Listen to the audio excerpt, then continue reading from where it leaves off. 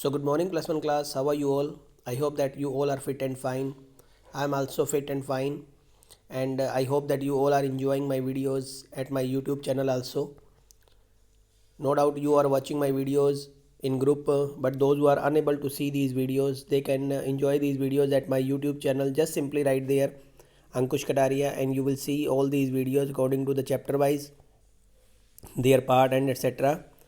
So, as you know very well, we have started the chapter Contemporary South Asia. In this chapter, already I have told you about the democracy, the condition of democracy in Pakistan, the condition of democracy in Bangladesh, how this Bangladesh was formed, who played an important role, Sheikh Mujibur Rahman, how he was imprisoned and later he became the first chief of the Bangladesh. So, what did he do in his own country after 1971? Let's discuss further. देखते हैं कि किस तरह से आगे शेख मुजीबुर रहमान ने अपने देश में अपना कॉन्स्टिट्यूशन बनाकर, संविधान बनाकर किस तरह से उस देश को आगे चलाया. सो कहता है बांग्लादेश ने अपना संविधान बनाकर, यानी कि अपना कॉन्स्टिट्यूशन बनाकर, उसमें अपने आप को एक सेकुलर, डेमोक्रेटिक और एक सोशलिस्ट कंट्री जो था वो अनाउंस कर दिया था. एज इट वाज फॉर्म, जैसे ये बना तो उसने अपने आप को, बांग्लादेश ने अपने आप को एक सेकुलर, धर्मनिरपेक्ष, डेमोक्रेटिक और एक सोशलिस्ट कंट्री जो था वो अनाउंस कर दिया था.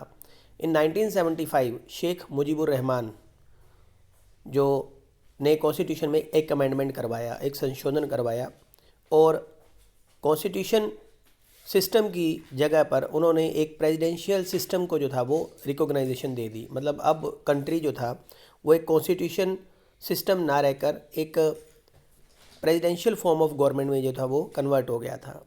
शेख मुजीबुर रहमान ने अपनी पार्टी अवामी लीग, एक नंबर का क्वेश्चन आया था बेटा, उनकी पार्टी का नाम जो था वो अवामी लीग था, वो पहले भी बता चुका हूँ मैं.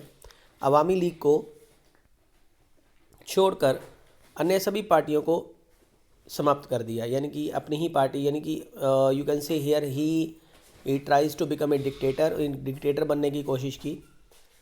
इससे स्ट्रगल और प्रेशर की कंडीशन जो थी पूरे के पूरे बांग्लादेश में, एक प्रेशर और स्ट्रगल की स्थिति जो थी वो पूरी की पूरी जो थी वो बांग्लादेश में पहुंच चुकी थी.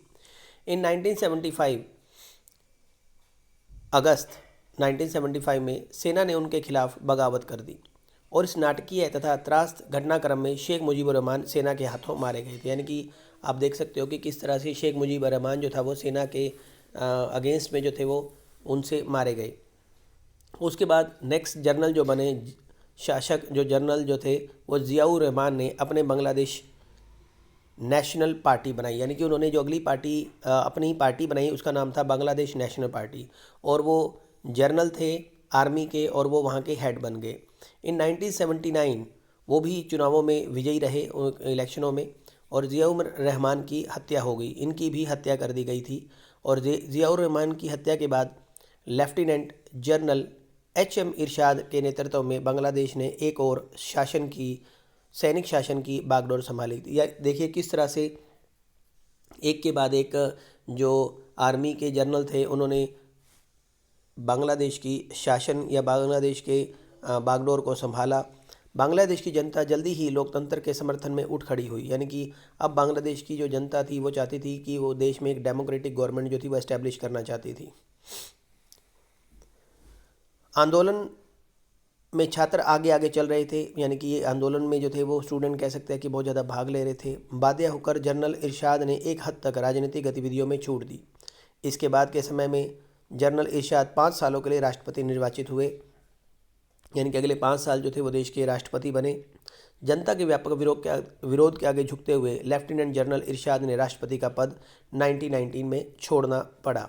1991 के चुनाव हुए और इसके बाद से बांग्लादेश में मल्टी पार्टी, यानी कि बहुदलीय चुनावों पर आधारित रिप्रेजेंटेटिव डेमोक्रेसी जो थी वहाँ पर जो है वो एस्टैब्लिश हो चुकी है 1991 से.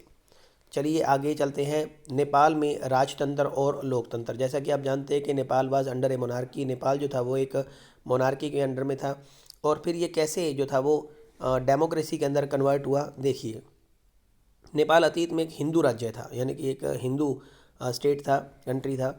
फिर आधुनिक काल में कई सालों तक यहाँ संवैधानिक राजतंत्र रहा, यानी कि यहाँ पर जो है मोनार्की रही है।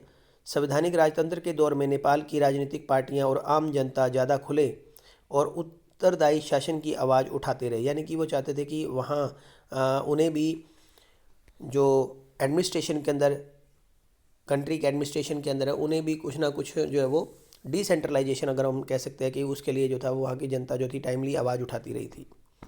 लेकिन राजा ने सेना की सहायता से शासन पर पूरा नियंत्रण कर लिया था और नेपाल में लोकतंत्र की राह जो थी वो अवरुद्ध हो गई थी, यानी कि नेपाल में अब जो था वो डेमोक्रेसी एस्टैब्लिश नहीं हो सकती थी, क्योंकि वहाँ के जो किंग थे उन्होंने सारी जो पावर्स थी वो अपने हाथ में ले ली थी। एक मजबूत लोकतंत्र समर्थक आंदोलन की चपेट में आकर राजा ने 1990 में नए लोकतांत्रिक संविधान की मांग मान ली, यानी कि कुछ आंदोलन चले। हम कह सकते हैं कि एक बार जो स्टार्टिंग आंदोलन थे वो 1990 में वहाँ के जनता ने लोकतंत्र को एस्टैब्लिश करने के लिए वहाँ पर कुछ मूवमेंट चलाए। नेपाल में लोकतांत्रिक सरकारों का कार्यकाल बहुत छोटा और समस्याओं से भरा रहा है। 1990 के दशक में नेपाल के माओवादी नेपाल के अनेक हिस्सों में अपना प्रभाव जमाने में कामयाब हुए, यानी कि माओवादी जो थे उन्होंने वहाँ पर अपना पूरा एक तरह से हम कह सकते हैं कि अपना दबदबा कायम किया। माओवादी राजा और सत्ताधारी अभिजन के खिलाफ सशस्त्र विद्रोह करना चाहते थे। अब ये जो माओवादी थे वो दोज वर इन पावर और दोज वर एलाइट पीपल, यानी कि एलाइट पीपल जो अभिजन वर्ग थे, जो बड़े लैंडलॉर्ड थे, उनके खिलाफ जो थे वो एक तरह से वायलेंस करना चाहते थे, विद्रोह करना चाहते थे। इस वजह से राजा ने सेना और माओवादी गुरिल्ला के बीच हिंसक लड़ाई छिड़ गई, यानी कि अगर हम यहाँ कहें तो राजा की सेना के बीच और माओवादी गुरिल्लाओं के बीच जो थी एक लड़ाई छिड़ गई। कुछ समय तक राजा की सेना, लोकतंत्र समर्थकों और माओवादियों के बीच त्रिकोणीय संघर्ष हुआ। अब यहाँ राजा की सेना जो है democratic, those were in favour of democracy, और माओवादी लोगों के बीच जो था वो एक संघर्ष चलता रहा। 2002 में राजा ने संसद को भंग कर दिया, जो वहाँ की पार्लियामेंट थी, और सरकार को गिरा दिया। इस तरह से नेपाल में जो थोड़ा बहुत लोकतंत्र था उसे भी ख़त्म कर दिया गया।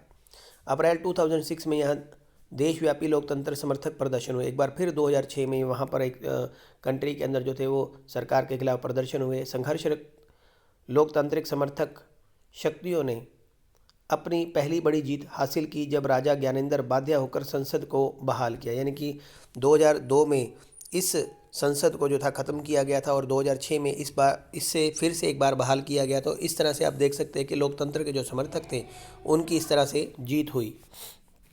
मोटे तौर पर अहिंसक रहे इस प्रतिरोध का नेतृत्व 7 दलों के गठबंधन, 7 पार्टी अलायंस और माओवादी तथा सामाजिक कार्यकर्ताओं ने कहा। मतलब अगर हम इस चीज़ का क्रेडिट अगर किसी को दें, जो यानी कि 2006 में जो वहाँ की पार्लियामेंट जो फिर से एक बार पार्लियामेंट को पावर दी गई थी, तो उसका हम क्रेडिट देंगे वहाँ की एक 7 पार्टी अलायंस, यानी कि 7 पॉलिटिकल पार्टी ने मिलकर ये काम किया। दूसरा माओवादी जो एक संगठन था, और तीसरा जो सोशलिस्ट लोग थे वहाँ के, उन्होंने ये काम किया था। नेपाल में लोकतंत्र की आमद अब लगभग मुकम्मल है। नेपाल ने अपने इतिहास के एक अद्वितीय दौर से गुजर रहा था। नेपाल का संविधान लिखने के लिए वहाँ संविधान सभा का गठन हुआ, यानी कि कॉन्स्टिट्यूशन असेंबली जो थी उसे कॉन्स्टिट्यूशन लिखने के लिए तैयार हो गई। नेपाल में कुछ लोग मानते हैं कि अलंकारी अर्थों में राजा का पद कायम रखना जरूरी है। मतलब कुछ लोग अभी भी मानते हैं कि वहाँ पर सिर्फ जस्ट नॉमिनल पावर में ना के बराबर जो पावर है, लेकिन एक राजा की पोस्ट होना वहाँ जरूरी है ताकि नेपाल अपने अतीत से जुड़ा रहे। माओवादी समूहों ने सशस्त्र संघर्ष को राह छोड़ देने की बात मान ली थी। माओवादी चाहते थे कि संविधान में मूलगामी समाजी आर्थिक पुनर्संरचना के कार्यक्रम को भी शामिल किया जाए। 7 दलों के गठबंधन में शामिल हर एक दल को यह बात स्वीकार नहीं थी, यानी कि जो 7 दल के जो माओवादी चाहते थे कि संविधान में मूलगामी सामाजिक आर्थिक पुनर्रचना के कार्यक्रमों को शामिल किया जाए, यानी कि जो सोशलिस्ट है, सोशलिस्ट और इकोनॉमिकली चीज़ों प्रोग्राम जो है उनको भी शामिल किया जाए। लेकिन जो 7 पार्टी लाइन थे उनमें से हर एक पार्टी को ये चीज़ नहीं माननी, मतलब मानने के लिए तैयार नहीं थे। माओवादी और कुछ अन्य राजनीतिक समूह भारत की सरकार और नेपाल के भविष्य में भारतीय सरकार की भूमिका को लेकर बहुत ही शंकित थे, यानी कि हालांकि भारतीय सरकार की हर तरह से नेपाल सरकार को सहानुभूति रही है और हर तरह की भारतीय सरकार ने उनको मदद भी की है वहाँ की डेमोक्रेसी को एस्टैब्लिश करने में, लेकिन वहाँ के लोग जो हैं वो इस बात को लेकर बहुत ज़्यादा शंकित थे। 2008 में नेपाल में राजतंत्र को ख़त्म करने के बाद लोकतांत्रिक गणराज्य बनाया गया। 2015 से नेपाल ने नया संविधान अपनाया है, मतलब 2015 से 2015 से अगर हम कहें भी, नेपाल के अंदर जो है वो एक नया कॉन्स्टिट्यूशन को जो अडॉप्ट कर लिया गया है।